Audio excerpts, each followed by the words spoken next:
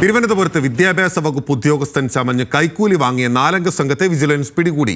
പിറവം സ്വദേശികളായ ബിജു, തങ്കപ്പൻ, പ്രസാദ്, അലേഷ് എന്നിവരാണ് പിടിയിലായത്. പിറവം സെന്റ് ജോസഫ് ഹൈസ്കൂളിലെ പ്രധാന അധ്യാപകനെതിരായ പരാതി ഒഴിവാക്കാമെന്ന പേരിലാണ് 15 ലക്ഷം രൂപ കൈക്കൂലി ആവശ്യപ്പെട്ടത്. വിവരങ്ങളുമായി ചന്തു ചന്ദ്രശേഖരാണ് നമുക്കൊപ്പം ചേരുന്നത്. ചന്തു, ഇവരെന്താണ് ഈ അധ്യാപകനോട് പറഞ്ഞത്? ഈ കൈക്കൂലി ആവശ്യപ്പെടുമ്പോൾ ഇവരെന്താണ് ചെയ്യുന്നത് യഥാർത്ഥത്തിൽ?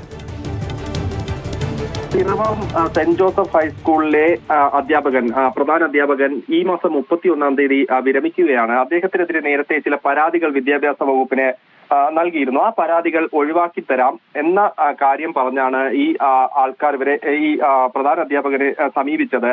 ഇല്ലെങ്കിൽ ഈ വിരമിച്ചതിന് ശേഷമുള്ള പെൻഷനും മറ്റ് ആനുകൂല്യങ്ങളൊക്കെ നഷ്ടപ്പെടുമെന്ന കാര്യം ചൂണ്ടിക്കാട്ടി 15 ലക്ഷം രൂപ ആവശ്യപ്പെട്ടിരുന്നു. അതിൽ ഏറ്റവും പ്രധാനമായി പറയാനുള്ളത് ഈ പിറവം സെന്റ് ജോസഫ് സ്കൂളിലെ മുൻ PTA പ്രസിഡന്റ് ബിജു തങ്കപ്പൻ, ഇപ്പോഴത്തെ PTA പ്രസിഡന്റ് പ്രസാദ് തുടങ്ങിയവരാണ് ഈ ഓപ്പറേഷന് നേതൃത്വം നൽകിയത്. അല്ലെങ്കിൽ ഈ കൈക്കൂലിയുമായി ബന്ധപ്പെട്ട കാര്യത്തിന് ഓപ്പറേഷൻ അവരുടേതായിരുന്നു.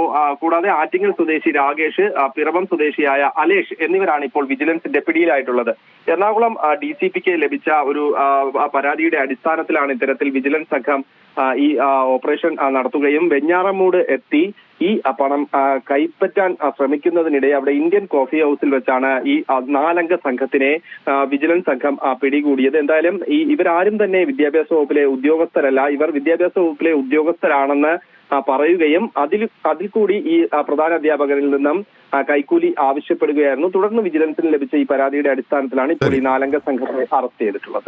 വ്യക്തമാണ്. തിരുവനന്തപുരത്ത് വിദ്യാഭ്യാസ വകുപ്പ് ഉദ്യോഗസ്ഥർ ചമഞ്ഞ് കൈക്കൂലി വാങ്ങിയ 4 അംഗ സംഘത്തെയാണ് വിജിലൻസ് പിടികൂടിയത്. പിറവം സെന്റ് ജോസഫ് ഹൈസ്കൂളിലെ പ്രധാന അധ്യാപകനെതിരായ പരാതി ഒഴിവാക്കാമെന്ന പേരിലാണ് 15 ലക്ഷം രൂപ കൈക്കൂലി ആവശ്യപ്പെട്ടത്. ചന്തുവാണ് വിവരങ്ങൾ നൽകിയത്.